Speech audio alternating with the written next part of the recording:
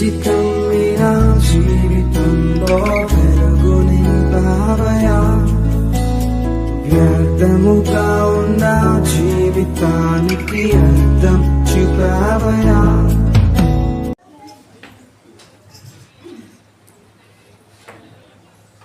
స్తోత్రం. దేవునికి మహిమ కలుగును గాక. ఆమేన్. కూడి వచ్చిన అందరికీ ప్రభునామములు, శుభములు, వందనములు. దేవుని యొక్క సన్నిధిలో ఉన్నటువంటి మనము కొంత సమయము దేవుని మాటలు జాగ్రత్తగా విని ప్రార్థన చేసుకొని దినమందు కొడుకును ముగించుకుందాం. అందరూ కూడా సమయంలో బైబిల్ గ్రంథంలో నుంచి ఒక చిన్న మాట చదువుకొని ప్రార్థన చేస్తాం. బైబిల్ గ్రంథంలో నుంచి సమూయేలు 2వ గ్రంథము, సమూయేలు 2వ గ్రంథము 7వ అధ్యాయము 7వ అధ్యాయము 7వ అధ్యాయము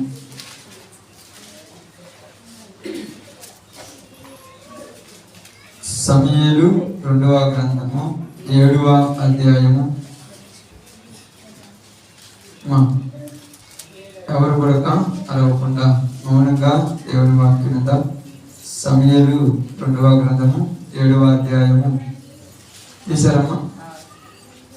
15వ వచనాన్ని కొంత సమయము జాగ్రత్తగా ఆ వచనముల గురించి ధ్యానించుకొని ఆ మాటను ఈ దినమందు మన వాక్య భాగం కొరకు సిద్ధం చేసుకుందాం. సమూయేలు 2వ గ్రంథము 7వ అధ్యాయం 15వ వచనం. అమ్మా, నిన్ను స్థాపించుటకై నేను కొట్టివేసిన సౌలుకు నా కృప దూరమైనట్లు అతనికి నా కృప దూరము చెయ్యను. దేవుడి వాక్య భాగం మన మధ్యలో ఆశీర్వదించును గాక. ఆమేన్. మంచిది. ఇప్పుడు వచ్చినందుకు మరోసారి ప్రభునామములు, శుభాలు, వందనాలు తెలియజేయించున్నాము. దేవుని మాటను చదివినటువంటి మాట జాగ్రత్తగా అర్థం చేసుకుందాం.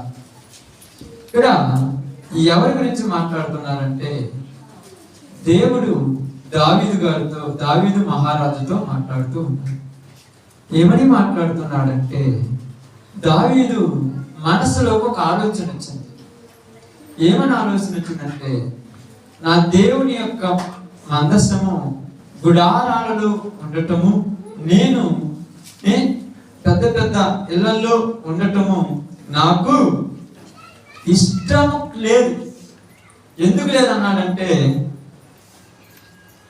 ఇక్కడ బైబిల్ గ్రంథం నుంచి 7వ అధ్యాయంలో నుంచి 2వ వచనం ఒకసారి చదవండి. నేను దేవదారు రాణుతో కట్టిన నగర యందు వాసము చేయుచుండగా దేవుని మందసము ధరాలో నిలచి ఉన్నది కదా. నాతాను యెహోవా నీకు తోడుగానున్నాడు, నీకు తోచినంతయు నెరవేర్చమనెను. అంటే ఇక్కడ ఏం జరిగిందంటే నేను దేవదారు రాణులతో కట్టినటువంటి నగరములు, అంటే నా యొక్క ఇల్లు కానీ నేనుండేటువంటిది కానీ పెద్దది, దేవదారు రాణులతో నిర్మించుకున్నటువంటి పెద్ద నగరంలో నేనున్నాను. నేను దీంట్లో ఉండగా నా దేవుని మందస్సం ఎక్కడుంది? డేరాల్లో ఉండటం నాకు నచ్చలేదు. నచ్చకపోతే మరి ఏం చేయాలి? మరి ఏం చేయాలనుకుంటే ఆయన ఎందుకు అన్నారంటే ఈ మాట, మీరు అలాగనే కిందకు వచ్చి బాగా చూడండి. 8వ వచనాన్ని ఒకసారి చదవండి. కాబట్టి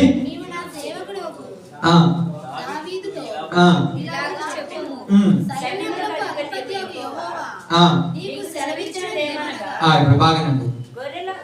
గొర్రెల కాపులోనున్న నిన్ను గొర్రెల దొడ్డిలో నుండి తీసి ఇశ్రాయేలీయులను నా జనము మీద అధిపతిగా నియమించితిని. ఆమేన్.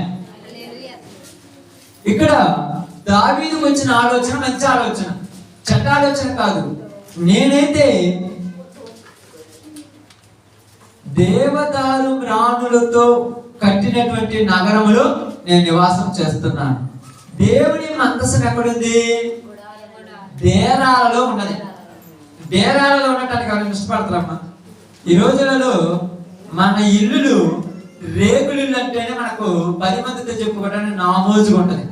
నిజంగా చెప్పాలంటే మనము ఒకవేళ మన ఇల్లు ఉన్నది కానీ ఇంటిలో కింద సిమెంట్ గచ్చు కానీ లేకపోతే అంటే మార్బల్ కానీ పాలిష్ కానీ టైల్స్ కానీ వేసుకోకుండా మాది మట్టి ఇల్లు అని చెప్పడానికి మనకు నామోజుగా ఉంటుంది. ఇప్పుడున్న రోజులు చెప్తున్నాను. ఒకవేళ పూరి గుడిసె అంటే పైన జమ్ముతో కప్పుకున్న ఇల్లు మాదని చెప్పుకోవడానికి మనకు నామోజుగా ఉంటుంది. కానీ గుడారాలలో ఎవరైనా ఉండగలరా? ఎవరైనా ఉంటామా? డేరాలో ఉండగలరా? కుదురుద్దా? చాలా మంది ఏం చెప్తారంటే ఏం శుభ్రంగా ఉండొచ్చు అంటారు. నీ ఇంటిలో ఒక్కసారి వర్షం పడినప్పుడు పై నుంచి 2 నీటి కొట్టుకులు కారితేనే నీకు చిరాకేస్తుంది. 2 నీటి కొట్టుకులు పై నుంచి కారిననుకో దానికి దాన్ని పెట్టొచ్చు కదా అని గొడవ పెడుతుంటా. ఒకవేళ నీ ఇంటిలో చెత్త చెదారము దుమ్ము ధూళి నీ ఇంటిలోనికి వచ్చిందనుకోండి అందరి మీద కసిరించుకుంటాం. ఇప్పుడు డేరా అంటే ఎక్కడ వేయాలమ్మా? డేరాలు ఎక్కడ వేస్తారు? మట్టిలో, పొలాల్లో ఉంటాయి. కింద అక్కడ చెప్పుకొని శుభ్రం చేసుకొని కూర్తారట. అంతేనా?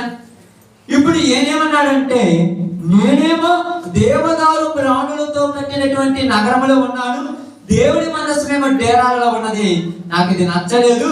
నేను దేవుడికి ఒక మందిరం కట్టాలనుకున్నాను. ఇప్పుడు ఇది మంచి ఆలోచన, చెడ్డ ఆలోచన? మంచి ఆలోచన. కానీ దేవుడు ఏమన్నాడంటే అయ్యా నువ్వు కట్టడానికి కుదరదు. ఎందుకు? నీ చేతులు రక్తంతో ఉన్నాయి, నీ వల్ల కాదు. కాబట్టి నీ గర్భవాసమున పుట్టబోని ద్వారా నేను మందిరం కట్టించుకుంటాను. నేను నీ గర్భవాసమున పుట్టబోని వాడి ద్వారా మందిరం కట్టించుకుంటాను. అతడు నాకు వ్యతిరేకంగా చేశాడనుకో, ఒకవేళ నేను చెప్పిన మాటలకు వ్యతిరేకంగా మాట్లాడాడనుకో, నా ఆజ్ఞలకు వ్యతిరేకంగా చేశాడనుకో, సౌలుకు చేసినట్టు ఇతనికి చెయ్యను అంటున్నాడు. సౌలుకు చేసినట్టు ఇతనికి చెయ్యను అన్నాడు. సౌలుకి ఏం చేశాడో మనం ఆలోచించాలి ఈరోజు. అది మన వాక్య భాగం. సౌలుకి ఏదో చేశాడు. ఏం చేశాడు? సౌలుకి ఏం చేశాడమ్మా? నిన్ను స్థాపించుటకై, చూడండి, నిన్ను స్థాపించుటకై నేను కొట్టివేసిన సౌలునకు నా కృప దూరమైనట్లు అన్నాడు. నిన్ను స్థాపించాలంటే నిన్ను నిలబెట్టాలంటే నిలబడినోని పడగొట్టాలి. ఇప్పుడు ఎవరో నిలబడ్డాడు. ఎవరు నిలబడ్డాడు? సౌలు నిలబడ్డాడు. సౌలు ఎలా నిలబడ్డాడు? ఏమై నిలబడ్డాడు? అక్కడ ఇశ్రాయేలీయులకు రాజు అయి నిలబడ్డాడు. ఎందుకంటే ఐగుప్తు దేశంలో నుంచి కానాను దేశానికి వచ్చినటువంటి ఇశ్రాయేల్ ప్రజలు ఈ ప్రదేశంలోకి వచ్చిన తర్వాత వాళ్ళకు ఒక ఆలోచన కలిగింది. ఏమి ఆలోచన కలిగిందంటే మోసే కొంతకాలం వాళ్ళను పరిపాలించాడు. బాగా వినండి. మోసే కొంతకాలం వాళ్ళని ఏం చేశాడు? నడిపించి తీసుకొని వచ్చాడు. తర్వాత యెహోషువ కొంతకాలం వాళ్ళను నడిపించి తీసుకొని వచ్చాడు. యెహోషువ కాలం అయిపోయిన తర్వాత వాళ్ళకి ఎవరు కావాలని? న్యాయాధిపతులకు వచ్చారు. బైబిల్ను క్రమముగానే ఉండాలి. ఎలా పడతారా మీరు అంటే కుదరదు. బైబిలే. న్యాయాధిపతులను ఏర్పరిచాడు. న్యాయాధిపతుల కాలంలో ఒకళ్ళ తర్వాత ఒకళ్ళను లేవనెత్తుకుంటూ వచ్చాడు. చివరిగా ఉన్నటువంటి ఆయన ఎవరు? ప్రవక్త, యుద్ధ న్యాయాధిపతి. ఎవరైనా చివరిగా? సమూయేలు న్యాయం తీరుస్తూ వచ్చాడు. తదుపరి సమూయేలు కుమారులు ఏం చేశారంటమ్మా తెలుసా? సమూయేలు కుమారులు ఏం చేశారంట? న్యాయమును అన్యాయముకు మార్చి లంచం పుచ్చుకొని న్యాయం తీర్చారని రాయబడింది. కాబట్టి ఇక మాకు న్యాయాధిపతులు వద్దు, ఇప్పుడు మాకు ఎవరు కావాలి? సర్వ మనువులకు ఉన్నట్టుగానే మాకు కూడా రాజు కావాలని అడిగారు వాళ్ళు. ఇప్పుడు సమూయేలు ప్రార్థన చేసినప్పుడు ఆయన ఏమన్నాడంటే ఇదిగో వాళ్ళను ఏలకుండా వాళ్ళు నన్నే విసర్జించారు. ఎప్పటి వరకు వాళ్ళ మీద రాజెవరు? ఎప్పటి వరకు వాళ్ళ మీద రాజెవరు? రాజు అంటున్నాను. రాజు వేరు, న్యాయాధిపతి వేరు. రాజు అంటే ఎవరు? న్యాయాధిపతి ఎవరు? న్యాయం తీర్చేవారు న్యాయాధిపతి అంటారు. మోసే కూడా ఒక న్యాయాధిపతి, అంటే న్యాయం తీరుస్తూ వాళ్ళ మీద వాళ్ళకు ముందుగా నడిపించి వచ్చినాడే. యెహోషువ కూడా వాళ్ళకి న్యాయం తీర్చేవాడే. ఒకసారి చూడండి, ఎవరైనా కొట్టుకున్నా, ఎవరైనా తిట్టుకున్నా, ఏమైనా చేసుకుంటే వాళ్ళని ఎవరి దగ్గర తీసుకెళ్లే వాళ్ళు? న్యాయాధిపతుల దగ్గర తీసుకెళ్తే వాళ్ళు ఏది న్యాయమో ఏది అన్యాయమో చెప్పి వాళ్ళకి శిక్ష వేసేవాళ్ళు. ఇప్పుడు న్యాయాధిపతులు ఎవరు? న్యాయం చేసేవాళ్ళు ఇప్పుడు కోర్టులో ఉన్నటువంటి జడ్జీలు, లాయర్లు. ఇద్దరు కొట్టుకుని అనుకోండి, రక్షణ భటులు తీసుకెళ్తారు, అంటే పోలీసులు తీసుకెళ్తారు. తీసుకెళ్ళిన తర్వాత ఆ యొక్క కేసు ఫైల్ అయిన తర్వాత కోర్టులో హాజరు చేస్తారు. ఇప్పుడు న్యాయ అన్యాయాలను విచారణ జరిపిస్తే జడ్జి ఏది తీర్పు చేస్తే అదే వాడికి శిక్ష. ఇది న్యాయాధిపతులు అంటే. అంటే రాజు ఎవరు? ఇశ్రాయేలుకు. మరి ఇప్పుడు రాజు ఎవరు? ఇప్పుడు ఎవరమ్మా రాజు? ఆమె రాజు లేడు అనకూడదు, దేవుడే వాళ్ళ రాజు అన్నాడు. వాళ్ళను ఏలకుండా నన్నే వాళ్ళు విసర్జించాలన్నారు. కాబట్టి ఇప్పుడు వాళ్ళకు నేను మీలో నుంచి ఒక రాజును తీసుకొస్తానని కీసు కుమారుడైనటువంటి బెన్యామీనుడైనటువంటి సౌలును లేవనెత్తాను. ఇప్పుడు ఈ సౌలుతో మాట్లాడుతున్న మాట ఏంటంటే, ఇదిగో దేవుడు నిన్ను రాజుగా ఏర్పరిచాడు, ఇశ్రాయేలీయుల మీదకి నువ్వు రాజుగా ఉంటావని దేవుడు సౌలును రాజుగా అభిషేకించినప్పుడు సమూయేలు సౌలును రాజుగా చేసి ఇశ్రాయేలీయుల మీద రాజ్య పరిపాలన చేపిస్తున్నాడు. ఇప్పుడు చిన్న విషయం వచ్చినా పెద్ద విషయం వచ్చినా ఎవరిని అడిగేవాడు? సౌలు సమూయేలును అడిగేవాడు.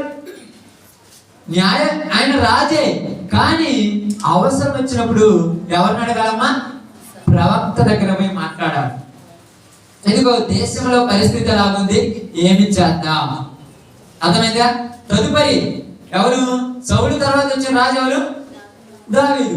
దావీదు కూడా ఎవరిని అడుగుతాడు?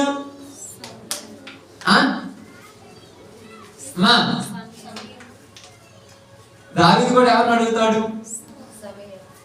సౌలు కాలంలోనే సమూయేలు చనిపోయాడు.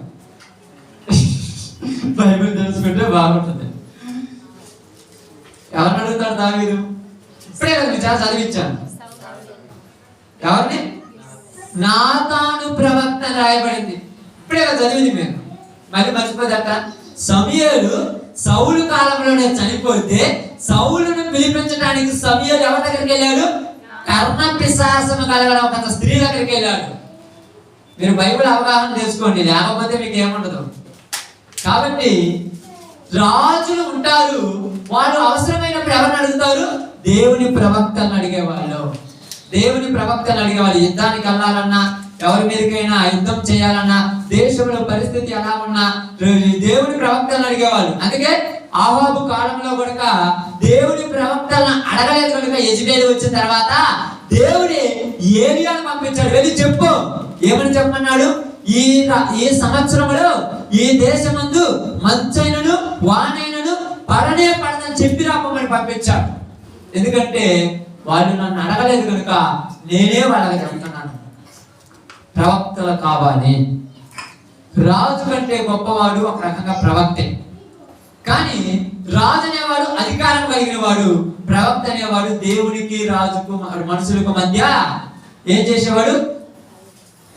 అవసరాలను దేవుడికి చేరవేర్చేవాడు, దేవుడిది మనుషులకు చెప్పేవాడు, వాక్యం సందేశం చెప్పి మంచి నడిపించేవాడు ప్రవక్త. ఇప్పుడు ఏం జరిగిందంటే సౌలు రాజయ్యాడు. రాజైన తర్వాత చిన్న విషయమైనా పెద్ద విషయమైనా ఎవరి దగ్గరికి వెళ్ళి అడిగేవాడు? సమూయేలు దగ్గరికి అడిగేవాడు. తదుపరి ఏం జరిగిందంటే ఫిలిష్తీయుల చేతిలో నుంచి ఇశ్రాయేలు ప్రజలను సౌలు ఏం చేశాడు? విడిపించాడు.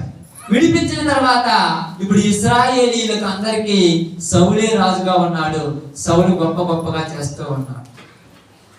ఆ తదుపరి మరలా ఫిలిష్తీయులు యుద్ధానికి వచ్చారు. వీళ్ళందరూ కూడా అక్కడ జరిగినటువంటి ఒక సంఘటన మీకు తెలుసు కదా. దావీదు కూడా గొర్రెలు కాసుకుంటే వెళ్ళి వాళ్ళ దగ్గరికి వెళ్ళి వడిసలతో గొల్లియాతును కొట్టాడు. ఈ సందర్భం అంతా మనకు ఉంది, ఓకే, దానికి వదిలేయండి. అయితే ఇక్కడ ఏం జరిగిందంటే జరగకూడని ఒక సంఘటన జరిగింది. ఫిలిష్తీయులు అమాలేకీయుల మీదకి ఇశ్రాయేలీయులు యుద్ధానికి పోవాలి. బాగానండి, వాళ్ళ మీదకి ఏం కావాలి? ఇశ్రాయేలీయులు యుద్ధములకు పోవాలి. యుద్ధములకు పోవాల్సి వచ్చినప్పుడు జరిగిన సంఘటన మనం చూద్దాం. ఒక చిన్న విషయాన్ని గమనిస్తాను.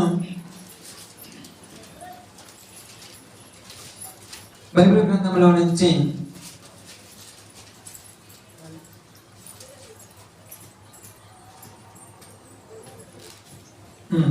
సమూయేలు మొదటి గ్రంథము,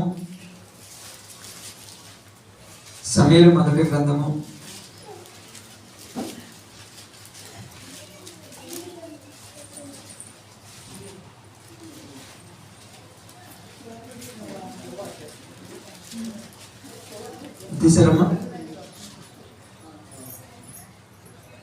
1వ గ్రంథము 15వ అధ్యాయము 15వ అధ్యాయము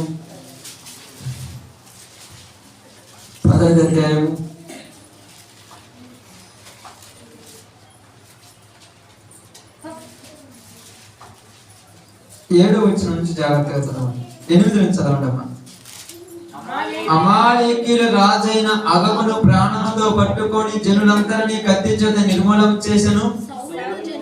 సౌలు జనులను కూడి అగగును, గొర్రెలను, ఎడ్లలోని క్రొవ్విన గొర్రె పిల్లను మొదలైన వాటిలో మంచి వాటిని నిర్మూలన చెయ్యక కడగా నుంచి పనికిరాని నీచ పశువులన్నిటినీ నిర్మూలము చేసేది. అప్పుడు యెహోవా వాక్కు సమూయేలుకు ప్రత్యక్షమై, ఓకే చాలు. ఇక్కడ ఏం రాయబడిందంటే సౌలుకు జరిగినటువంటి సంఘటన ఏంటంటే, ఇదిగో అమాలేకీయులను నువ్వు మొత్తాన్ని నిర్మూలన చేయమన్నప్పుడు సౌలు ఏం చేశాడంటే అందరినీ నిర్మూలన చేయకుండా కొంతమంది నిర్మూలన చేసి మరి కొంతమందిని వదిలిపెట్టడం. అందరినీ నిర్మూలన చేయకుండా కొంతమందిని నిర్మూలన చేసి మరి కొంతమందిని వదిలిపెట్టాడు. ఎందుకు వదిలిపెట్టాడంటే గొప్ప గొప్ప పశువులను, మంచి వాటిని, క్రొవ్విన వాటిని తీసుకుపోయాడు. యెహోవాకు బలివ్వాలనుకున్నాడు. దేవుడు ఏం చెప్పాడు? అన్నిటినీ నిర్మూలన చేయమన్నాడు. చూడండి మళ్ళీ అలాగే అదే 1వ సమూయేలు గ్రంథం 13వ అధ్యాయము 13వ అధ్యాయము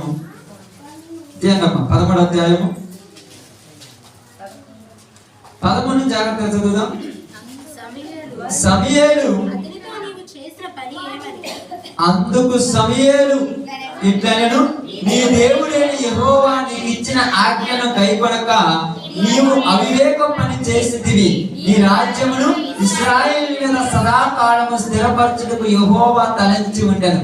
అయితే నీ రాజ్యము నిలవదు. చూడండి, యెహోవా తన చిత్తానుసారమైన మనసు గల ఒకరిని కనుగొని ఉన్నాడు. నీకు ఆజ్ఞాపించిన దాన్ని నీవు కనుగొనకపోతీవు కనుక తన జనుల మీద అతన్ని అధిపతిగా నియమించును. ఏం చేశాడు ఇక్కడ? సౌలు తప్పు చేశాడమ్మా. సౌలు చేసినటువంటి తప్పేంటి ఇక్కడ? ఇప్పుడు ఆలోచించారా? మామూలుగా అయితే యెహోవాకు బాగానండి దేవునికి బలి అర్పించవలసింది ఎవరమ్మా?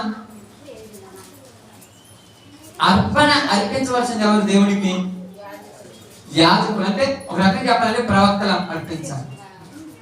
వాళ్ళు అర్పించాల్సింది పోయి ఇతను ఏం చేశాడంటే ఫిలిష్తీయులు వస్తున్నారని చూసి ఇదిగో బలి అర్పించేసి యుద్ధం చేద్దామని యాజకులు చేయవలసిన పని ఇతనే చేశాడు. ఎవరి పని వాళ్ళు చేయాలి. బాగానండి, యాజకుడు చేయవలసిన పని ఇతను చేశాడు. ఇతను చేయటం వల్ల ఎవరి కోపం వచ్చింది అంటే నిన్ను చేయమన్నది ఏ పని?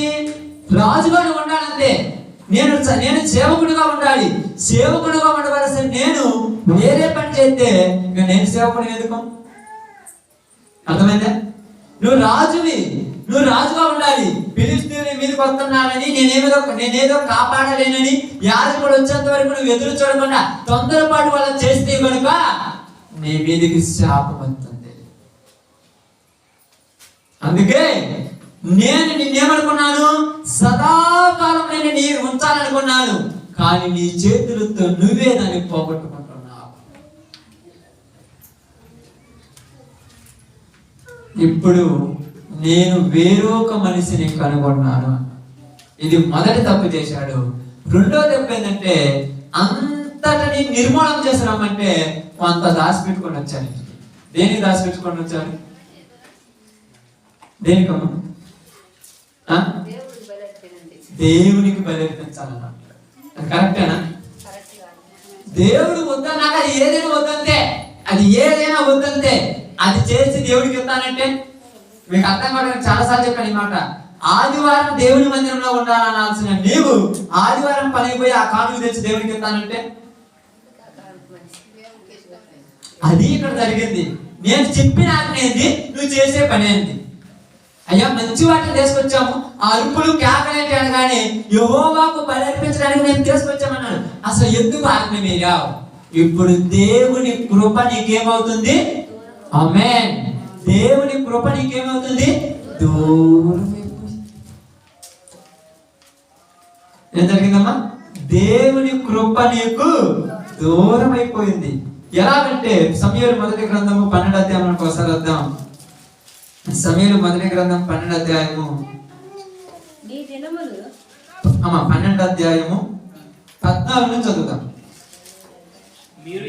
మీరు యెహోవా యందు భయభక్తులు కలిగి ఆయన మాటలు విని ఆయనను సేవించి ఆయన ఆజ్ఞను భంగము చేయక మీరును మిమ్మును 7 రాజును మీ దేవుడైన యెహోవాను అనుసరించిన ఎడల మీకు క్షేమము కలుగును. అయితే యెహోవా మాట వినుక ఆయన ఆజ్ఞను భంగము చేసిన ఎడల యెహోవా హస్తము మీ పితరులకు విరోధముగా నుండినట్లు మీకును విరోధముగా ఉండును. ఏం మాట్లాడుతున్నారు ఇక్కడ?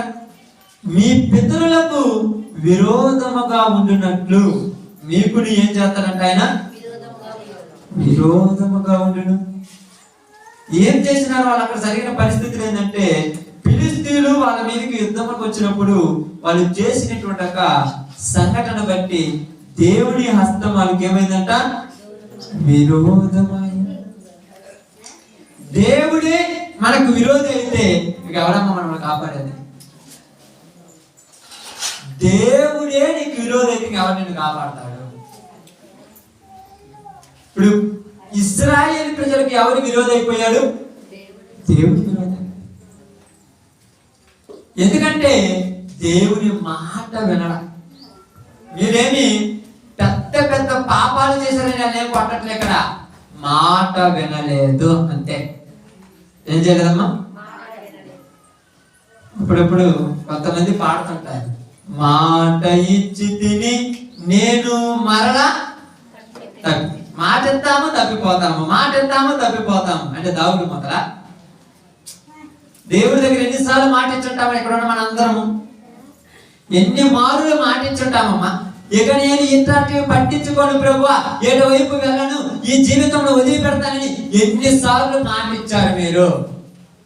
మా ఇంతలా వెంటలకు కాకుండా మీకు అర్థం అవుతుంది, నాకు అర్థం కాదని రేపుల మీద నుంచి నిప్పులు పడుతుంది, అయినా నిద్రపోతారట్టు వెళ్తాయి. రేపుల మీద నుంచి నిప్పులు వస్తున్నా తెలుసా? సుధోమ కుమారులో నిప్పు కడుగులు పడ్డా గానీ ఇక్కడ వేడి ఆవిరి నిప్పులా పడిపోతుంది. అయినా మనం ప్రశాంతంగా ఉన్నామంటే మామూలు విషయం. దేవుడి మాట వినాలి. ఈరోజు మాట వింటున్నామా? ఎన్నిసార్లు మాట ఇచ్చారా మీరు చెప్పండి? ఒక్కొక్కరు నిజంగా చెప్తాను, ఎన్నిసార్లు మాట ఇచ్చుంటారు ప్రార్థనలో దేవుని కాడ నిలబడి లేచి నేను ఇలా చేస్తానని చెప్పడం. మనసులో దేవునితో ఎన్నిసార్లు మాట ఇచ్చుంటారు? మాట ఇవ్వటము తప్పిపోవటము, మాటలు ఇవ్వటము తప్పిపోవటము, మాట ఇవ్వటము తప్పిపోవటము. మాట ఇచ్చి తప్పిపోయాడు ఎవరు? సౌలు. అయ్యా నేను చేశాను, ఇలా చెయ్యనన్నాడు. మరలా ఇంకో సందర్భం వచ్చినప్పుడు ఏం జరిగింది అక్కడ? జనాలందరూ అన్నారు, బాగానండి, జనములందరూ అన్నారు, ఏమన్నారమ్మా జనములు అక్కడ? అయ్యా మన దేవునికి బలర్పించటానికి ఇక్కడ మనము మంచి మంచి ఎద్దులను, మంచి మంచి గార్ధబములను, మంచి మంచి కోడెలను తీసుకొని పోదాం, పనికి మాలిన వాటిని చంపేద్దాం అన్నాం. ఇది బాగుంటుందా? బాగుంటుందా? బాగుంటుందా? నిజంగా చెప్పడం బాగుంటుందా? దేవుడు ఏం చెప్పాడు వాళ్ళకి? మొత్తం నిర్మూలన చేయమన్నాడు, ఏది ఉంచొద్దు అన్నాడు. కానీ వీళ్ళకి నచ్చినవి మాత్రం తెచ్చుకున్నాం, నచ్చనాటిని వదిలిపెట్టాం, నచ్చినే తెచ్చుకున్నాం. ఈరోజు నీకు నచ్చింది తెచ్చుకుంటున్నావా, నచ్చని తీసుకుంటామా, చేస్తున్నావా? అది దేవుడికి ఇష్టం లేకపోయినా నీకు నచ్చింది కాదు అమ్మా, మీకు నచ్చింది కాబట్టి చేస్తున్నారు. అదే నచ్చకపోతే అది దేవుడికి ఇష్టమైంది కాదు, అది ఇష్టం కాంది. ఎందుకు చేస్తున్నాం అంటే నాకు నచ్చింది. ఇప్పుడు ఎవరికి నచ్చింది ఇక్కడ? చూడండి అక్కడ ఏం రాయబడింది? అతడు బైబిల్ గ్రంథం నుంచి 10వ అధ్యాయం అనుకుంటాం. చూడండి ఇప్పుడు మనం చదివిన మాట.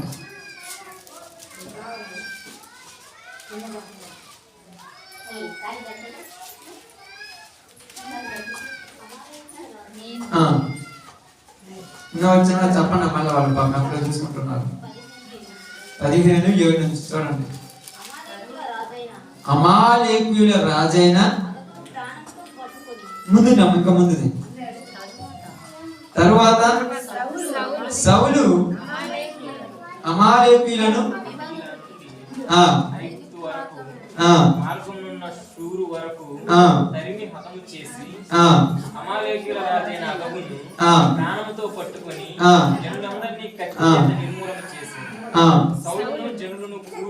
సౌలును కూడి అగబును గొర్రెలలోను ఎడ్లలోను క్రొవ్విన గొర్రె పిల్లలను మొదలైన వాటిలోను మంచి వాటిని ఎవరెవరంట? సౌలును జనులను.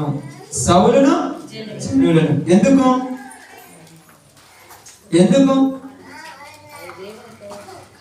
ఏమని రాయబడిందంటే అక్కడ బాగా గమనించి ఆలోచిద్దాం. బైబిల్ గ్రంథంలో నుంచి అయితే మీరు చదివినప్పుడు సౌలు సమూయేలుతో ఏమని మాట్లాడతారంటే చూడండి అక్కడ 24 వచనం చదవండి అమ్మా.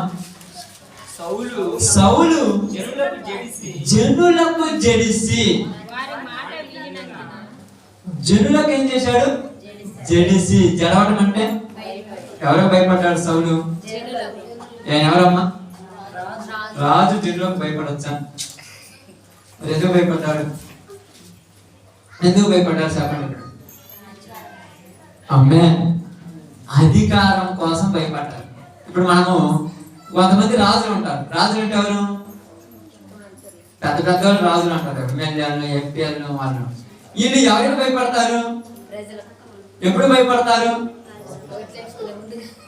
భయపడతారమ్మా? నేను వార్తల గురించి మాట్లాడలేదు, చెప్పే విషయం చెప్తాను. ఎప్పుడు భయపడతారో చెప్పండి. వీళ్ళు తప్పు చేసేటప్పుడు, బాగానండి, వీళ్ళు తప్పు చేసేటప్పుడు కొంతమంది కొరకు తప్పు చేస్తారు. ఇలా ఎందుకు చేశామంటే మాకు నచ్చింది అంటారు. ఎందుకంటే ఒక వర్గానికి భయపడి అలా చేస్తారు. ఇక్కడ సౌలు కూడా ఎవరికి భయపడ్డాడు? అలాగనే జనములకు భయపడ్డాడు. ఎందుకు? ఇలా మాట్లాడకపోతే వీళ్ళందరూ నన్ను రాజరకం నుంచి తీసేస్తారేమో. రాజరకం నుంచి జనాలు పెట్టుకుంటూ వచ్చిండేనా? ఎవరు రాజుగా చేసింది తండ్రి? దేవుడే చేశాడు. దేవుడి మాట వింటావా, జనముల మాట వింటావా? దేవుడి మాట వినాలా, జనముల మాట వినాలి? చెప్పండి. అప్పుడు అమ్మే దేవుని మాట వినాలి. కానీ ఇక్కడ సౌలుకు జనాల మీద ఆధారపడటం ప్రారంభమైంది. ఎందుకు? అది ఇప్పుడు నేను వేసే క్వశ్చన్. మీకు ఇంత చెప్పింది కూడా ఎందుకంటే మీకు అర్థం కాకుండా ఎందుకు జనాల మీద ఆధారపడ్డాడు సౌలు? అది ఇప్పుడు నేను చెప్పే పాయింట్. చెప్పండి, ఎందుకు పడ్డాడమ్మా? ఇంకా ఎందుకు జనాల మీద ఆధారపడ్డాడు? అక్క అక్క బైబిల్ చదువుతున్నావా? లేదు కదా మరి ఇక్కడ లేదు దాన్ని మీరు ఎందుకు బోధనలో చదువుతున్నారు నాకు అర్థం కాదు. మీరు కిందికి తరలించుకోవాలంటే నా దృష్టిలో నిద్రపోయినట్టు. ఇక్కడ బాగా రండి, బాగా గమనించండి. ఇక్కడ మీకు ఇప్పుడు చెప్పిన కదా, సౌలు విషయంలో జనాలకు మీద ఎందుకు ఆధారపడ్డాడు సౌలు? ఇప్పుడు చెప్పండి మీరు. ఇది ఒక్కటి చెబితే మీకు చాలా విషయం తెలిసినట్టు నాకు తెలుసు.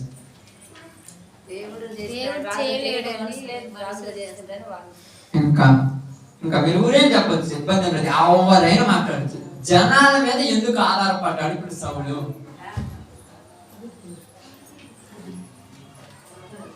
ఓకే, సౌలుని పక్కన పెడదాం, 10 నిమిషాలు పక్కన పెడదాం. మనము కూడా ఒక సేవకుడైనా, ఒక విశ్వాసైనా, ఒక సంఘ పెద్దగా ఉన్న వాళ్ళైనా, సంఘంలో పరిచయం చేసే వాళ్ళైనా జనముల మీద ఎప్పుడు ఆధారపడతాడు? అది ఇంకా ఒక మంచిది. ఇంకా ఆలోచించండి. ఈ మాట చాలా ప్రాముఖ్యమైన మాట. ఎందుకు చెప్తున్నానంటే సంఘ జీవితం, క్రైస్తవ జీవితంలో ఈ మాట చాలా విలువైన మాట. సౌలు జీవితంలో ఇది జరిగింది కనుకే సౌలు అలా అయిపోయాడు అంతే. జనముల మీద ఎప్పుడు ఆధారపడతాడు ఒక మనిషి, ఒక విశ్వాసి, ఒక పాస్టర్ గారు, ఒక సంఘంలో ముఖ్యమైన వ్యక్తి. జనాలను సలహాలు ఎప్పుడు తీసుకుంటాడు?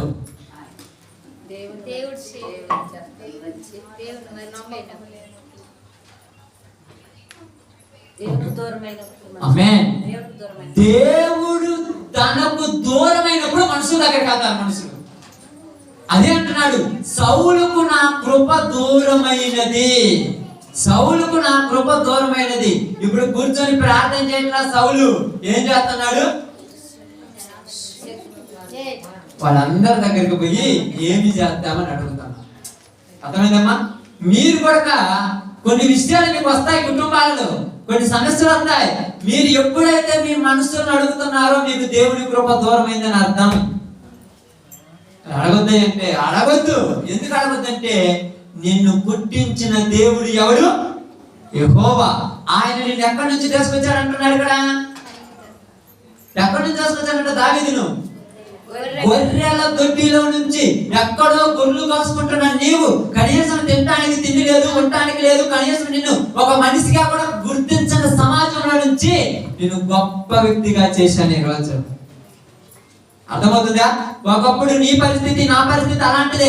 ఎవరు కూడా మనం పట్టించుకోవాలా, ఎవరు కూడా మన మనసులు లెక్కలేసుకోవాలా. ఒక జంతువుల కంటే, పందుల కంటే ఏనంగా నీచంగా పాపంలో ఊపిలో చిక్కుకుపోయి ఘోరంలో బతికినప్పుడు మనం కూడా పట్టించుకున్న దిక్కే లేదు.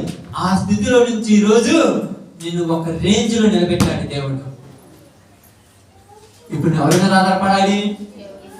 మరలా మనసు దగ్గర పోయినట్టే దేవుని కృప నీకు దూరం అవుతుంది. దేవుని కృప దూరం అయితే మనిషి ఎలా ప్రవర్తిస్తాడు తెలుసా? ఒక చిన్న ఎగ్జాంపుల్ చెప్తాను మీకు. అదే బైబిల్ గ్రంథంలో చూడండి. దేవుని కృప దూరం అయితే మనిషి ఎలా ప్రవర్తిస్తాడు చూద్దాం. సమూయేలు మొదటి గ్రంథం, జాగ్రత్త కొన్ని విషయాలు. సమూయేలు మొదటి గ్రంథం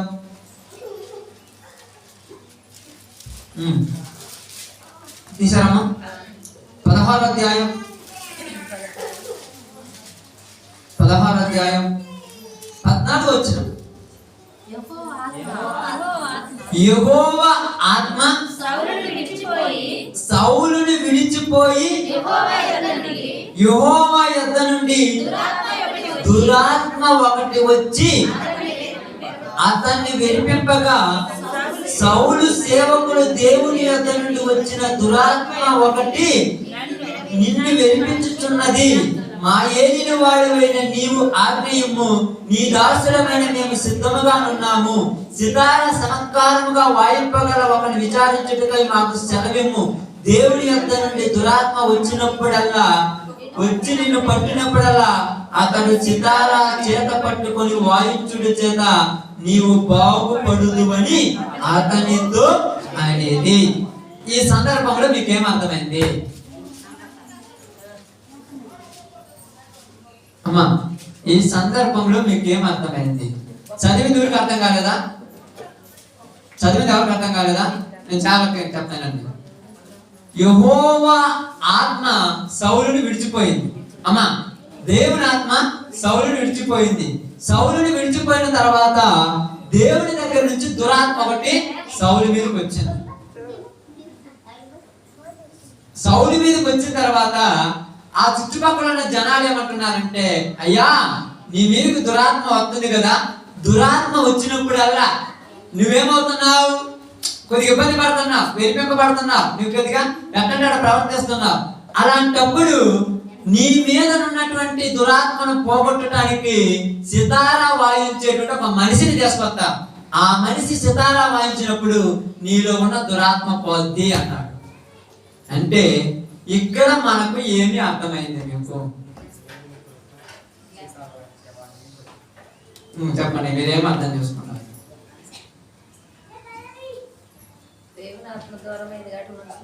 ఆమేన్. దేవుని ఆత్మ దూరమైంది కాబట్టి ఎవరు సలహా తీసుకుంటున్నాడు? ప్రవక్త సలహా తీసుకున్నాడా? సమూయేలు దగ్గరికి వెళ్ళారా? సమూయేలుని పిలిపించండి, నా పరిస్థితి అలా ఉంది, సమూయేలుతో నేను మాట్లాడాలని అన్నాడా? ఎవరు మా సలహా తీసుకుంటున్నాడు?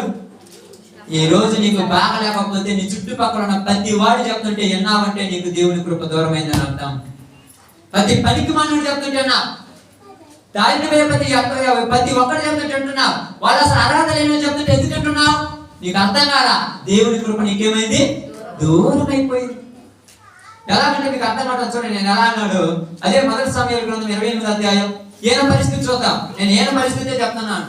ఈ రోజు ఇక్కడ ఉన్న మనలో చాలా మందికి దేవుని కృప దూరం అయిందని అనడానికి రుజువు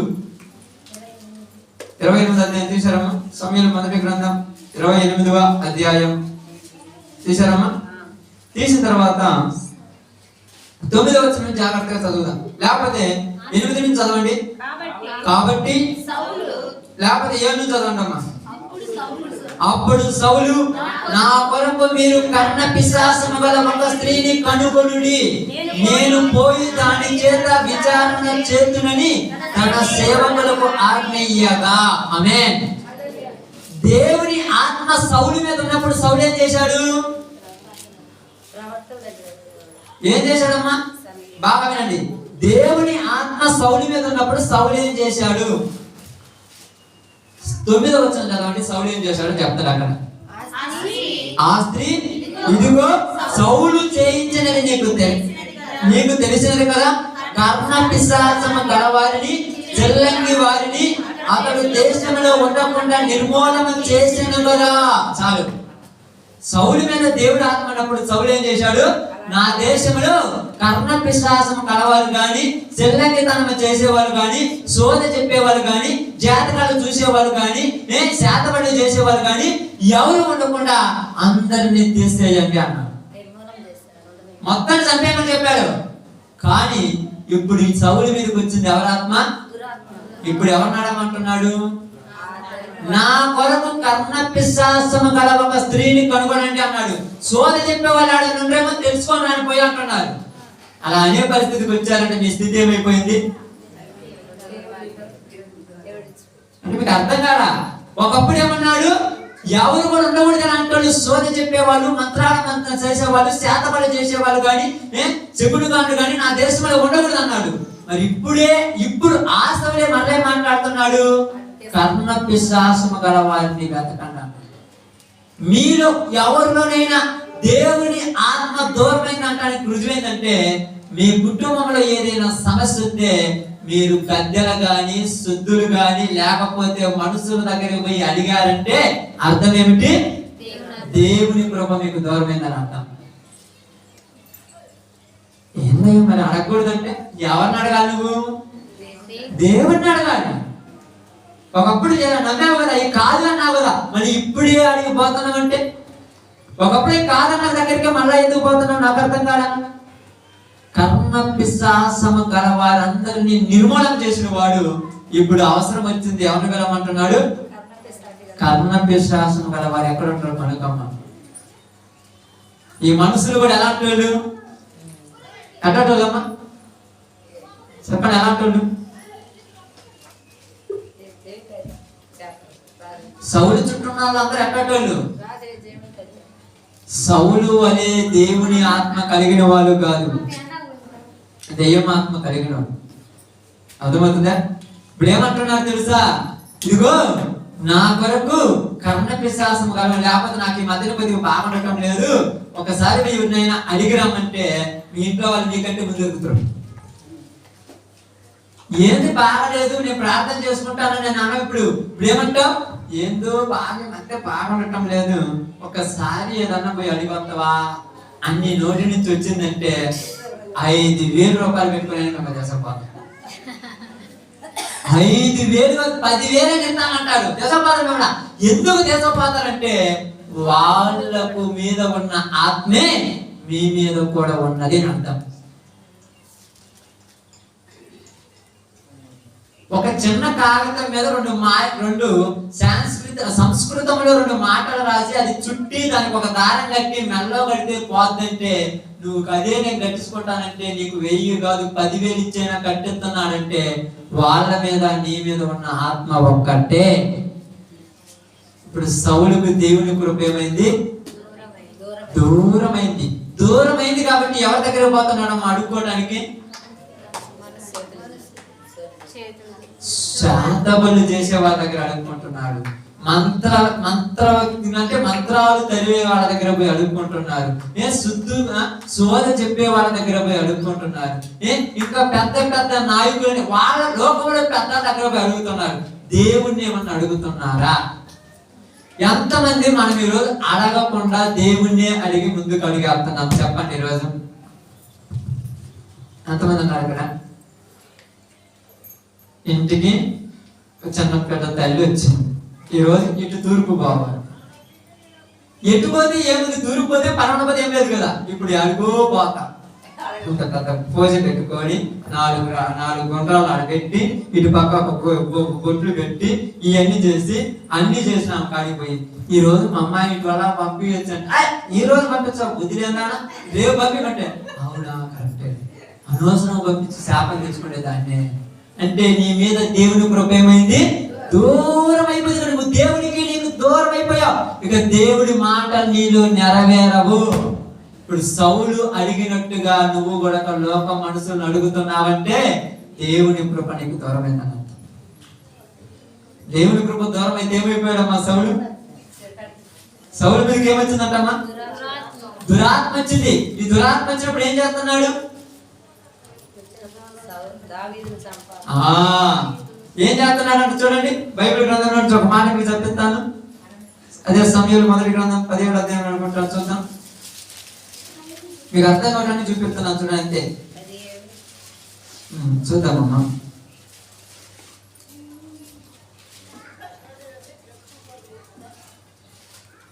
పద్దెనిమిది అధ్యాయం అంటాను. 18వ అధ్యాయం 8వ వచనం నుంచి జాగ్రత్తగా చూడండి. దేవుడి కృప దూరమైన వాళ్ళ పరిస్థితి ఎలా ఉంటుందో చూద్దాం. ఆ మాటలు సౌలునకు ఇంపుగా నుండనందున అతడు బహు కోపము తెచ్చుకొని దావీదుకు 10,000 కొలది అనియు నాకు 1,000 కొలదనియు స్తుతి పాడిరే, రాజ్యము తప్ప మరి ఏమి అతడు తీసుకొనగలడు అనుకొనను కాబట్టి నాట నుండి సౌలు దావీదు మీద విషపు చూపు నిలిపెను. ఏ చూపు అంట? విషపు చూపు. విషపు చూపు అంటే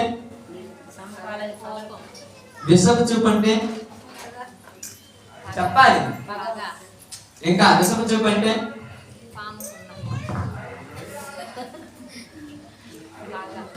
మీరు ఎప్పుడు చూడలేదు ఎవరిని కూడా.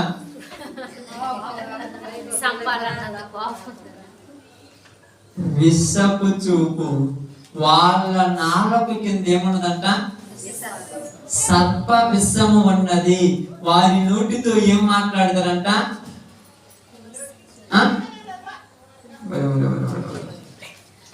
ఎక్కడి నుంచి అక్కడే పోవాలి. రోమిలకు రాసిన పత్రిక రాండి, 3వ అధ్యాయం. రోమిలకు రాసిన పత్రిక 3వ అధ్యాయం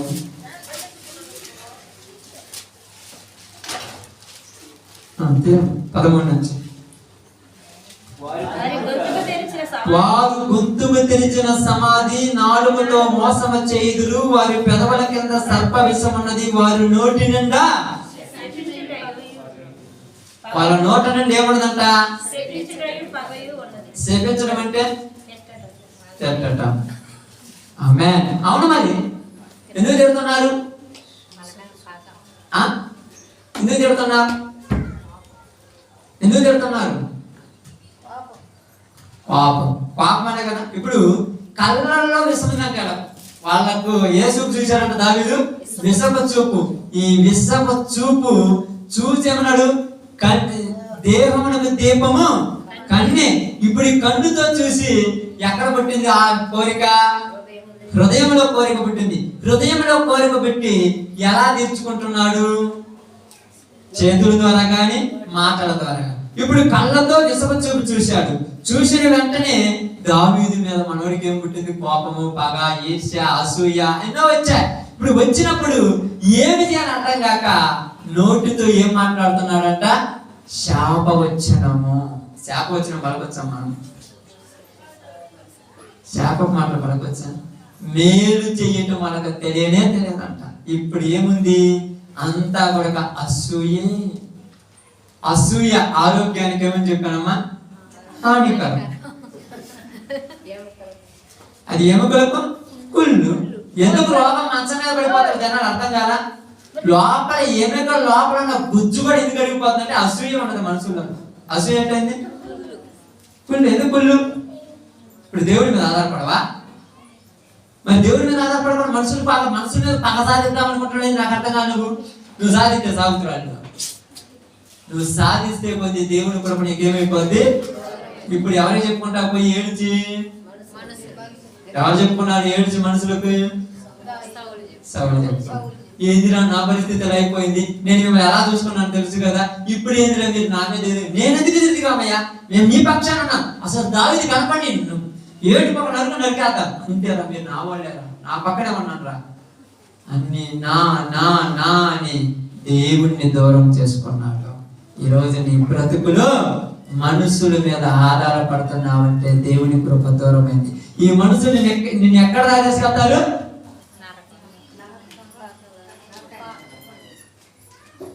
గద్దెల దారి తీసుకెళ్తారు, శుద్ధులు దారి తీసుకెళ్తారు. వాళ్ళకి చెప్పు బాగు చేస్తారు, ఏళ్ళకి చెప్పు బాగు చేస్తారు, వాళ్ళకి చెప్పు, మీ అన్నకు చెప్పు, మీ నాన్నకు చెప్పు, మీ తల్లికి చెప్పు అంటే దేవుడికి చెప్పరా? దేవుడికి చెప్పరా? దేవుడికి చెప్పం. ఎందుకు చెప్పమంటే దేవుడి మీద నమ్మకం సచ్చింది. నీ ఇంట్లో సమస్య వస్తే దేవుడికి తప్ప అందరికీ చెప్పేస్తాను. ఎందుకు చెప్పలేదు దేవుడికి అంటే ఎన్ని రోజులు ప్రార్థన చేశానయ్యా అంటే చేసేమంటే ఆయన ఇందా అప్పుడప్పుడు పాట పాడదు అక్క పాడుతుంది ఏమరక్క మాట్లాడే దేవుడివి, మాట్లాడిన రాయివి చెట్టు నువ్వు కాదు. మాకు చెవులు ఇచ్చావు, నువ్వు ఇనేవాడు అన్నావు. మరి ఇనే దేవుడు నువ్వు ప్రార్థన చేస్తే ఎంటడా ఇంటా? మరి ఎలా ఇంటున్నప్పుడు మరి నువ్వు ప్రార్థన చేసేందుకు మళ్ళా మనుషుల మీద ఆధారపడుతున్నావు? నాకు అర్థం కాదా? ఎందుకు అక్కడ ఆధారపడేది మనుషుల మీద? చెప్పండి నాకు ఎందుకు ఆధారపడుతున్నావు? వాళ్ళు చెప్పిన ఎన్ని కాదు, ఆమె అది చెప్పాలి. దేవుడి ఆత్మ నీకు దూరం అయింది. నీ ఇంట్లో ఇప్పుడు ఎవరింట్లో సమస్య వచ్చింది? ఎవరింటిది? సౌలు ఇంట్లోనే. దావీదు సౌలుకు నమ్మకస్తుడు. దావీదు సౌలుతో కలిసి ఉండేవాడు. ఇప్పుడు సౌలును దావీదు చాలా చక్కగా నమ్మాడు. దావీదు సౌలు చాలా చక్కగా నమ్మాడు. ప్రతి విషయంలో నువ్వే నాకు తోడన్నా, ప్రతి విషయం అందులో నీ కృప నీ కాపుదల నాకు తోడన్నాడు. ఎందుకు దావీదుకు సౌలు కృప దూరమైంది? దేవుని కృప సౌలుకి ఎందుకు దూరం చేసుకున్నాడు చెప్పండి? ఒకటే మనుషుల మీద ఆధారపడ్డాడు. అదే చెప్తున్నాడు దావీదు. ఏమంటున్నాడు తెలుసా? అయ్యా నా పరిస్థితి, నా స్థితి ఏంటి అని సౌలు మనుషులను అడిగినప్పుడు మనుషులు ఏం మాట్లాడుతున్నారు తెలుసా? వేదాం పాండే ఎక్కడికి వాళ్ళకి బాగా గుర్తుంటారు. వాళ్ళు ఎక్కడికి? కన్ను విశ్వాసము గల ఒక స్త్రీని కనబడి నేను అడగాలి. ఏమని అడుగుతాం? సౌలు సమూయేలును నేను అడగాలి, సమూయేలు నా కొరకు పైకి రప్పించమన్నాను. సమూయేలు నాకు బతికినప్పుడు అడగకుండా చనిపోయిన తర్వాత ఏమడుగుతాం? దేవుడిని అడగాలి, దేవుడి మీద ఆధారపడాలి. ఈరోజు దేవుడి మీద ఆధారపడుతున్నాడు. ఎంతవరకు మన ఓపిక? ఎంత ఎంత ఎంత 4 రోజులు ఉంటాం, 5 రోజులు ఉంటాం. గట్టికి తిప్పి కొడతా 2 నెలలు ఉంటాం. తర్వాత తట్టుకోలేకపోయామంటే అప్పుడు ఏమైనా అర్థం?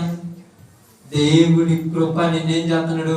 బలహీనతలు నీ కృప నాకు తోడుగా ఉంటుంది. నేను ఎప్పుడు బలహీనను అప్పుడే ఎవరన్నాడు అన్నమాట? పౌలు నేను ఎప్పుడు బలహీనను అప్పుడు బలవంతుని అన్నాడు. ఇప్పుడు సౌలుకు దేవుడి కృప దూరం అవుతుంటే సౌలు మనుషుల మీద ఆధారపడటం ప్రారంభించాడు. కరుణ విశ్వాసం గల ఒక స్త్రీని ఎదుగుతున్నాడు. అమ్మ నా కొరకు సమయాన్ని బయటికి రప్పించము అంటే, సమయాన్ని బయటికి రప్పించమంటే అంటే అర్థమైంది. అప్పుడప్పుడు పోతారు. ఈ మధ్య కాలంలో మా అమ్మకి అసలు బాగుండటం లేదు, మా అబ్బాయికి అసలు బాగుండటం లేదు, కోరికని ఉలికి పడుతున్నాడు, నిద్రలో అటు ఇటు అంటున్నాడు. ఏందని కానీ నేనే ఏమన్నాడు? నేనే నన్ను పరుచుకున్నాను. అసలు 6 నెలలైంది నా వైపు చూసినవా, అందుకే నీ ఇంట్లోకి వచ్చా. ఊరు పిలిచారు, నేను ఊరు పిలిచారు, అప్పుడే వచ్చాను ఇంట్లోకి. ఎందుకు వచ్చి అంటే కరుణ పిశాచి గల ఒక స్త్రీ దగ్గరికి సౌలు మనుషుల్ని పంపించి తర్వాత ఇతను ఎలా వెళ్ళాడు? మామూలుగా వెళ్తే ఎక్కడెక్కడ పరువు పోతానని వేషం వేసుకొని వెళ్ళాడు.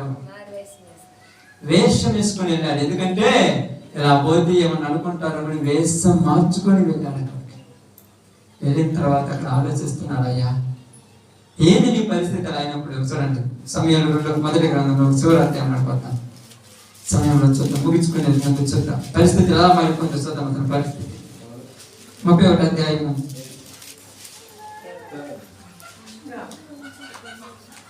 4వ వచనం చూద్దాం.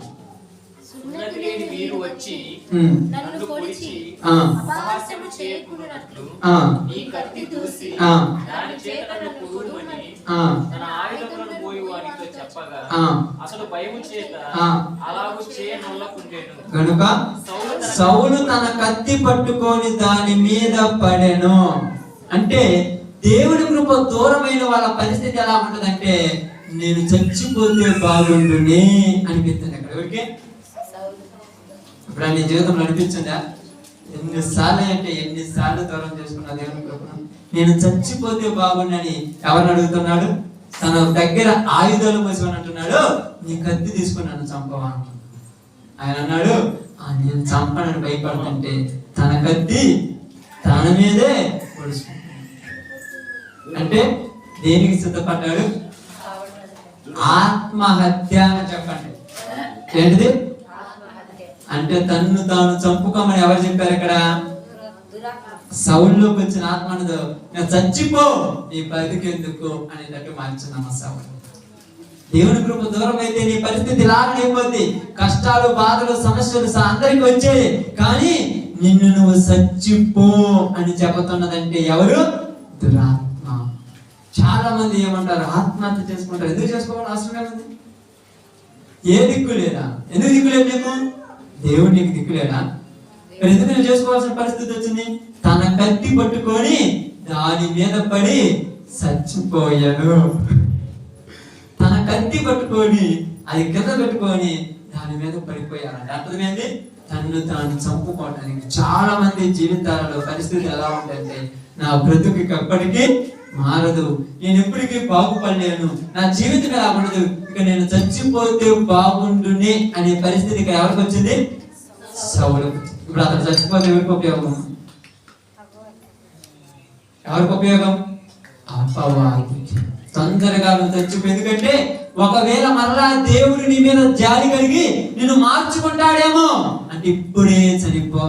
ఎన్నిసార్లు నీ మనసులోనికి వచ్చి ఇబ్బందులు పెట్టి, సమస్యలు పెట్టి, బాధలు పెట్టి, నరక యాతన కలిగించి ఈ స్థితిలో నిన్నే చంపుకునే స్థితికి ఎందుకు తీసుకొచ్చిందంటే దేవుని కృప దూరం అయిపోతుంది.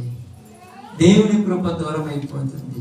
అయితే ఆయన కృప దూరం అయినప్పుడు అక్కడ ఏమంటున్నాడంటే బాగా గమనించి ఆలోచిద్దాం. ఇక్కడ మాట్లాడుతున్నాడు, చూడండి, దావీదుతో మాట్లాడుతున్నాడు. కీర్తన గ్రంథం 89వ అధ్యాయము 28వ వచనం. కీర్తన గ్రంథం 89:28.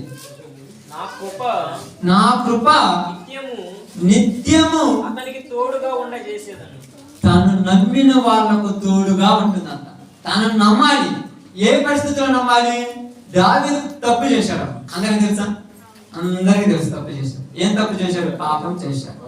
చేసిన తర్వాత తను ఎన్ని రోజులు బతిమిలాడుకున్నాడు దేవుణ్ణి? ఏడ్చి బతిమిలాడాడు. అతనికి ఎలాంటి పరిస్థితి వచ్చింది తెలుసా? తన ఇంట్లో వాళ్ళే తనని నిలవేశారు. తన కుమారుడే తనని ఏం చేశారు? చంపటానికి ఎదురు తిరిగాడు. తన కుమారులకు భయపడి ఎక్కడ దాక్కున్నాడు? కొండల్లో, లోయల్లో దాక్కున్నాడు. అప్పుడు అనిపించినప్పుడు దావీదు ఒంటరివాడైనప్పుడు నా బ్రతుకులు నేను బ్రతకటం దేనికి, చచ్చిపోతే బాగుండేమనుకుండొచ్చు. కానీ చనిపోయాడా? ఒకే ఒక ఆశ బతికించింది, నా దేవుడు నన్ను విడివడు బాధలు వస్తాయి, సమస్యలు వస్తాయి. దేవుని కృప దూరం అయినప్పుడు మన స్థితి ఇలాగనే ఉంటుంది, మన పరిస్థితి ఇంతే ఉంటుంది. దేవుని కృప దూరమైన వాళ్ళ బ్రతుకులు ఇలాగనే ఉంటాయి. కానీ ఆ సమయంలో దేవుని మీద ఎక్కువ ఆధారపడటం ప్రయాసపడాలి. ఆ టైంలో దేవుడి మీద ఆధారపడటం, దేవుడి మీద నిలదొక్కడం ఆధారపడాలి.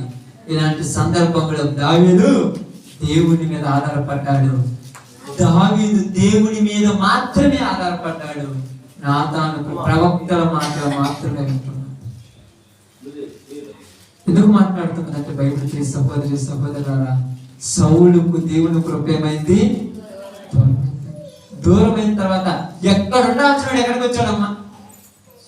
ఎక్కడికి వచ్చాడు? ఇశ్రాయేలు దేశంలో అందరి మీద సింహాసనం మీద కూర్చొని రాజరికం చేయాల్సినాడు. ఎక్కడ పోయి కూర్చున్నాడు? కర్ణ పిశాసం కలిగిన స్త్రీ దగ్గరికి వెళ్ళి తెలియనట్టు కూర్చొని నా పరిస్థితి చెప్పవా అన్నట్టు అన్నాడంటే ఏ స్థితి అనేది. అందుకే నేను కూడా ఒకరోజు ఏం చెప్పాను, మనం కూడా ఎవరని చెప్పామమ్మా? ఎవరు మనము? చీకటిలో నుండి ఆశ్చర్యకరమైన తన వెలుగులోనికి పిలిచిన వారి గుణాతిశయముల ప్రచురము చేయ నిమిత్తము ఏర్పరచబడిన వంశమును రాజులైన యాజక సమూహం అన్నాం. ఇలాంటి రాజుగా ఉండవలసిన నీవు మరలా సౌలు వలె ఎవరి దగ్గరికి పోయి నువ్వు అడిగినప్పుడు ఎవరు నీ బాధను తీర్చడం, ఎవరికి నీ పరిస్థితి బాగుంది. దేవుని కృప సౌలుకు దూరమైంది. అతను ఎన్నో బాధలు పడ్డాడు, ఎంతో చేశాడు, చివరికి తన్ను తానే చంపుకున్నాడు. ఇప్పుడు మొదటి అధ్యాయం 2వ సమూయేలు గ్రంథం 1వ అధ్యాయం ఒకసారి సమూయేలు 2వ గ్రంథము 1వ అధ్యాయం 2వ సమూయేలు గ్రంథము 1వ అధ్యాయం జాగ్రత్తగా చదువుతాం. 8వ వచనం నుంచి చూద్దాం.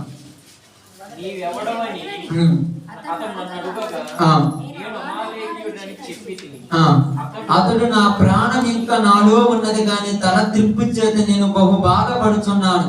నీవు నా దగ్గర నిలబడి నన్ను చంపమని సెలవీయగా ఇలాగు పడిన తర్వాత అతడు బ్రతకడని నేను నిశ్చయించుకొని అతని దగ్గర నిలిచి అతన్ని చంపి తిని తర్వాత అతను తల మీద నున్న కిరీటమును హస్త కంకణములను తీసుకొని నా ఏలిని వాడివైన నీ వద్దకు వాటిని తెచ్చి తిని అనెను.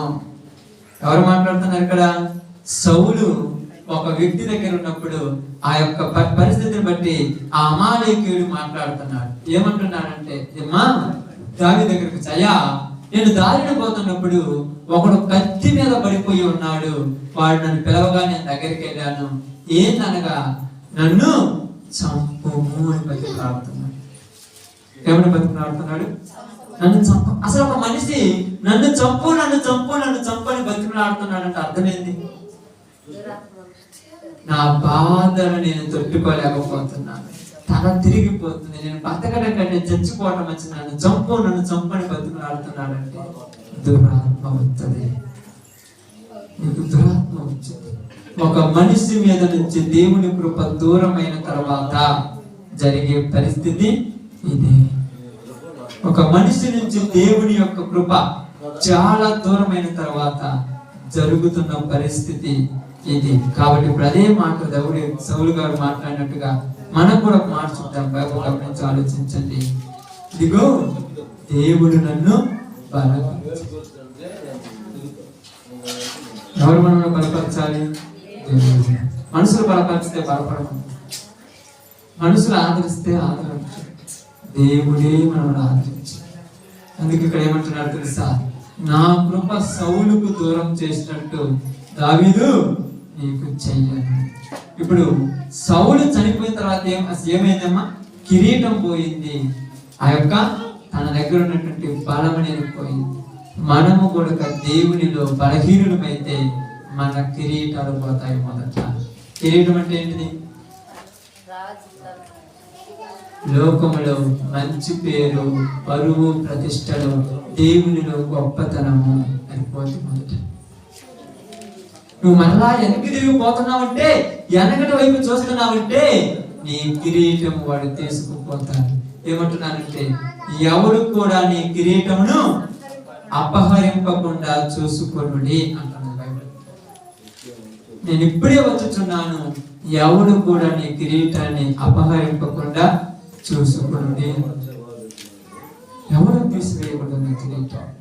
ఎందుకంటే ప్రియ సహోదరి సహోదరులారా, దేవుని కృప ఎవరికి దూరమైంది? సౌలుకు దూరమైంది. ఈరోజు నీ పరిస్థితి ఎలా ఉంది? మీ పరిస్థితి ఎలా ఉంది? ఈరోజు మీరు మనసు దగ్గరకు పోయి దేవుని యొక్క కృపను దూరం చేసుకొని మరలా లోక ఆచారాలకు వెళ్ళిపోయారంటే వాళ్ళ పరిస్థితి ఏంటంటే దేవుని కృప దూరమైంది. ఈరోజు నీకు దేవుని కృప దూరమైంది. సౌలు స్థితి ఎలా ఉంది? చివరికి ఏమని బతిమలాడుతున్నాడమ్మా? చంపగలి బతిమలాడుతున్నాడు. అప్పుడప్పుడు నీ మనసులో నేను చచ్చిపోతే బాగుండేనే. ఎందుకంటే అనొచ్చా? ప్రాణం ఇచ్చింది ఎవరు? ఆయన ఇచ్చిన ప్రాణమును ఆయనే తీసుకోవాలి. నీకేమొక్కుంది తీసుకోవటానికి? నీకు అప్పుందా? ఎందుకు తీసుకుంటున్నా? దురాత్మ నీలోనికి వచ్చి నేను ప్రేరేపిస్తుంది.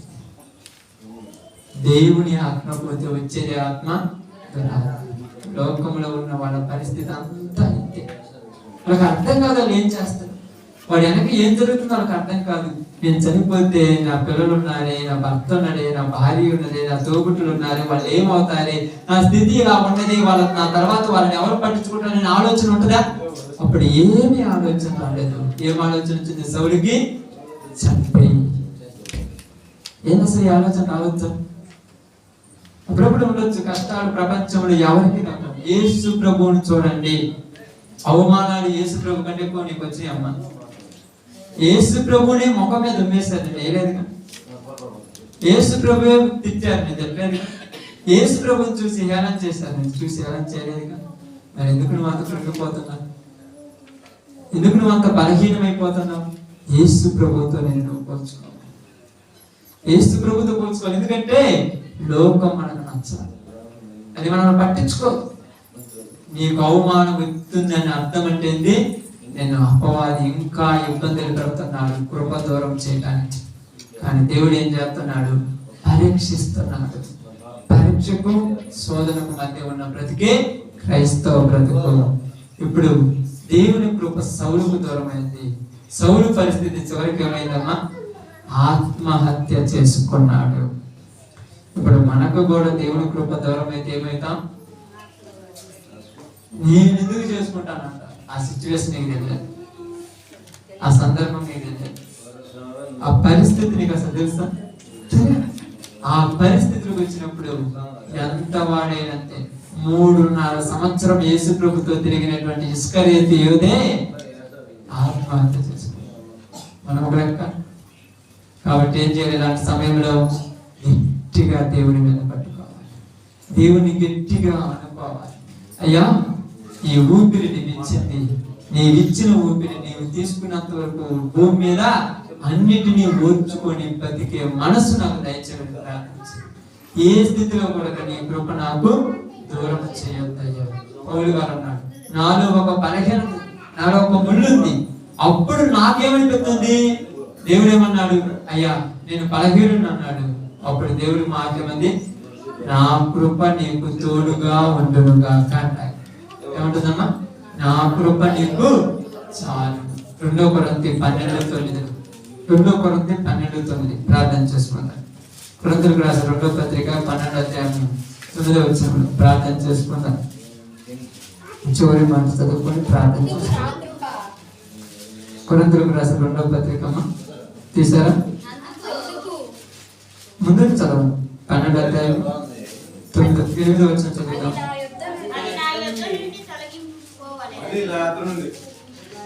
చూడండి, ఆ 7 నుంచి చదువుదాం. నాకు కలిగిన ప్రత్యక్షతను బహు విశేషముగా ఉన్నందున నేను అత్యధికముగా హెచ్చింపబడనుకుండు నిమిత్తము నా శరీరములో ఒక ముళ్ళు ఉన్నది. ముళ్ళు నేను అత్యధికముగా హెచ్చింపబడినట్లు నిమిత్తము నన్ను నలగొట్టుటకు సాతాను దూతగా ఉంచబడెను. అది నా యొద్ద నుండి తొలగిపోవాలనని దాని విషయమై ముమ్మారు ప్రభువును వేడుకొంటిని. అందుకు నా కృప నీకు చాలును. అంటే సౌలు శరీరంలో ఏమిందంట? ఒక ముళ్ళు. ఆ ముళ్ళు ఏంటిదంట? సాతాను దూత. సాతానుకు సంబంధించినవి నా శరీరంలో కొన్ని ఉన్నాయి. నా పరిస్థితులు అలాంటి స్థితిలోకి వచ్చాను. అప్పుడు నేను అనుకున్నాను, అయ్యా నాలో నుంచి దాన్ని తీసేయమన్నాను. అయితే దేవుడు ఏమన్నాడు? నీలో నుంచి దాన్ని తీసేస్తే నీకేమవుతుంది? గర్వము. ఏమవుతుంది? గర్వం, అహంకారం వస్తాయి. కొన్ని వస్తాయి మన పరిస్థితులు. మనలో ఏ తప్పు లేకపోతే మనకు అహంకారం వచ్చారు. అప్పుడప్పుడు నేను చాలాసార్లు అంటాను, నాలో ఏ తప్పు లేదని గొప్పగా హెచ్చించుకున్నప్పుడు నాలో కూడా ఒక ముళ్ళు ఉంచాడు దేవుడు అనుకో. అది ఉంటే నేను కూడా తప్పుతోనే. ఈరోజు మనందరికి అలాగే ఉంటారు. అందరూ ఎవరినో చూసి మనం ఏదో హేళన అనుకుంటా. నీలో కూడా ఒక్కొక్క లోపాలు ఉంటాయి. చూడండి జాగ్రత్త. నీ లోపాలను చూసుకున్నప్పుడు నీకేమనిపిస్తుంది? నేను పాపిని అనిపిస్తుంది. పౌలు గారితో దేవుడు అన్నాడు, నువ్వు హెచ్చింపకుండానట్లు, నువ్వు అత్యధికముగా అంటే నిన్ను నువ్వు పొగుడుకోడకుండానట్లు నీలో ఏముంచానన్నాడు? ఒక ముళ్ళు ఉంచా. ఈరోజు మన అందరం బ్రతుకులో ఉంటాం. అప్పుడప్పుడు నేను కూడా చాలా సార్లు చూసినప్పుడు ఇదేంటి ఎలా ఉన్నారు అన్నప్పుడు నాకు అనిపిస్తాయి కొన్ని బ్రతుకులు. నేను కూడా అప్పుడప్పుడు తప్పు చేశాను కదా, అప్పుడు కూడా నా పరిస్థితి అంతకంటే ఘోరంగా ఉంది కదా. అయితే దేవుడి కృప నన్ను ఈరోజు ఇలా ఉంచింది కదా అని వాళ్ళ మీద జారి కలిగి ప్రార్థన చేయగలుగుతారు. పౌలు గారు నాలో ఏమి లేదనుకుంటే ఏమవుతుందమ్మా? అంతే కదా, మనకు అన్ని ఉంటే ఏమవుతుంది? గర్వం. అందుకే దావీదు ఏమన్నాడు? అయ్యా నాకు అత్యధికమైన ధనం ఇవ్వద్దు, ఏది లేని స్థితికి తీసుకురావద్దు, ఏ నాటికి కావాల్సిన నాటి మాట. ఎందుకంటే మనిషి ఎప్పుడు కూడా పక్కన వాళ్ళలో తప్పులు చూసే వాళ్ళనే కానీ మనలో మనం చూడము. ఇప్పుడు పౌలు ఏమన్నాడు? నాలో లోపాలు చూసుకుంటున్నాను. నేను హెచ్చింపబడినట్టు నా శరీరంలో ఒక సాతాను దోతున్నాడు. అది నన్ను రోజు రోజుకి ఏం చేస్తుంది? నీ బుద్ధి ఒకసారి చూసుకో, తర్వాత వాడి గురించి అన్నట్టు నన్ను హెచ్చరిస్తుంది. అప్పుడు నేను ఏంది ప్రభు అంటే, నా కృప నీకు నేను బలంగా ఉంటాను. ఈరోజు మనలో పాపం ఉంటుంది, మనలో శాపం ఉంటుంది. కానీ మనం హెచ్చింపకుండా ఉండాలంటే దేవుని కృప ఉంది. కానీ సౌలు మీద కృప లేదు పాపం. ఈరోజు దేవుని కృప ఉంది కాబట్టి మనకి ఎన్నోసార్లు చచ్చిపోవాలని కూడా బతికా. సౌలు మీద కృప లేదు కాబట్టి కత్తి మీద కూడా చచ్చిపోయింది. ఈరోజు దేవుని కృప అందరికీ తోడు బట్టి ఎన్నోసార్లు మీకు బాధలు వచ్చుండొచ్చు, ఎన్నోసార్లు మీ కుటుంబాలలో మీకు సమస్యలు వచ్చుండొచ్చు, ఎన్నోసార్లు మీ మొఖాలు పక్కన వాళ్ళకు చూపించలేక అయ్యో చచ్చిపోతే బాగుండే పరిస్థితి ఉండొచ్చు. కానీ అప్పుడు నీకేమనిపించింది తెలుసా? దేవుడు కృప వచ్చి నేనున్నాను, భయపడదు. ఏమన్నాడు? నా కృప నీకు. ఆ ధైర్యంతో మనం బయట తిరగలుగుతాం. లేకపోతే మనం అందరూ బయట తిరగలుగుతాం. కానీ పౌలుకు కూడా అలాంటి స్థితి ఉందంట. ఏది పౌలు ఎర్రవిరుగుతున్నావే, నీలో కూడా ఒక ముళ్ళు ముందు చూసుకోయ్యా, చూసుకో, నువ్వు తర్వాత అద్భుతు అన్నాడు. కానీ పాత నిబంధనలో ఉన్న సౌలుకు దేవుడు ఆ కృప ఉంచాలి. అందుకనే ఏమన్నా ధర్మశాస్త్రము మోసే ద్వారా వచ్చాను, కృపా సత్యములు యేసు ప్రభు. ఈ రోజు మనము యేసు ప్రభు ఉన్నట్టు వచ్చిన తర్వాత మనం పుట్టాం కనుక ఈరోజు మనం ఎంత దరిద్రమైన దేవుడు మన మీద ఏముంచాడమ్మా? కృప. శాశ్వతమైన కృపతో నేను నిన్ను ప్రేమించుచున్నాను. బతికినంత కాలం మన మీద దేవుని కృప ఉంటుంది. అందుకని ఎక్కడో ఒక చోట మన మీద అప్పుడప్పుడు అలాంటి వస్తున్న దేవుడు మనం ధైర్యపరుస్తూ బతికిస్తాం. అంతే మనం బతకాల్సింది. దేనికోసము? దేవుని కోసమే బతకాలి. వస్తాయి, పోతాయి, ఉంటాయి, పోతాయి. ఎందుకంటే ఇందాక మీరు చదివారు ప్రకటన అనేది, ఎవడు కూడా నీ కిరీటాన్ని సంహరింపకుండా చూసుకుంటాం. మన కిరీటాలను దొంగలించడానికి దొంగ మన చుట్టూ తిరుగుతున్నాం. వాడు ఏ విధంగానైనా మనం అవమానపరిచి మన జీవితంలో మన మీద మనకే నిరుత్సాహం కలిగించి దేవుళ్ళు బలంగా ఉండకుండా మనం బలహీనపరిచి కిరీటాన్ని తీసుకుపోవడానికి వచ్చారు. కానీ నువ్వు దేవుని శక్తిని ఆధారం చేసుకొని, దేవుని బలమును ఆధారం చేసుకొని, దేవుడు నాకు ఉన్నాడు, యేసు ప్రభు నాకు మార్గదర్శకుడిగా ఉన్నాడని ఆయన చూసి నువ్వు ఎప్పుడైతే ముందుకు సాగుతావో అప్పుడు నీ కిరీటం ఎవడు కూడా తాగలేవు. కాబట్టి సౌలుకు వచ్చిన పరిస్థితి ఈ రోజు మనలో వచ్చుంటే చాలా మందికి. అయినా చాలా మంది అనుకోవచ్చు, అప్పుడప్పుడు నేను ఆ పని చేశాను, నేను అలా అయిపోయినది, నాది కూడా అంత స్థితికి వెళ్ళిపోయాను, నేను కూడా ఇప్పుడు సోదరు కానీ నేను కర్ణపి శాస్త్రం దగ్గర కానీ ఎవరి దగ్గరికి వెళ్ళాను, మనుషుల మీద ఆధారపడ్డాను రాలేదంటే యేసు ప్రభు కాలంలో ఉన్నావు. కాబట్టి ఇదే కాలం రాయబడింది కృపాకాలం. ఇది కృపాకాలం. అందుకని మనం పూర్తిగా వదిలిపోవాలి దేవుని కృప. ఇంకా అవకాశాలు వస్తుంది. చివరి దాకా ఆయన కృప మన మీద తోడుగా ఉంటుంది. చివరి దాకా నువ్వు కనిపెట్టుకోకుండా మధ్యలోని ఈ సౌలు లాగా సొంత నిర్ణయాలు తీసుకుని వెళ్ళిపోయావా, నీకు నువ్వే ఉరి పెట్టుకొని చచ్చిపోతావు. ఎవరు నేను చంపాల్సిన పని, ఎవరేమనాల్సిన పని. వాళ్ళు అన్నారు నేను చచ్చాను, ఇలా అన్నారు అంటేనే చత్తమా, నవ్వితేనే చత్తమా. జీవితం అంటే అంత దాని తెలుసా మీకు? ఎవరైనా మనం చూసి ఏదైనా అనుకుంటే చచ్చిపోతాను కాదు, చిన్నదనుకున్నా జీవితం. నీ వెనక ఎంత ఉంది, అది దేవుని మనసు నీలోనికి వచ్చి నువ్వు ఆలోచిస్తావు నీ తర్వాత ఉన్న జీవితం గురించి. రాకపోతే ఆలోచించు.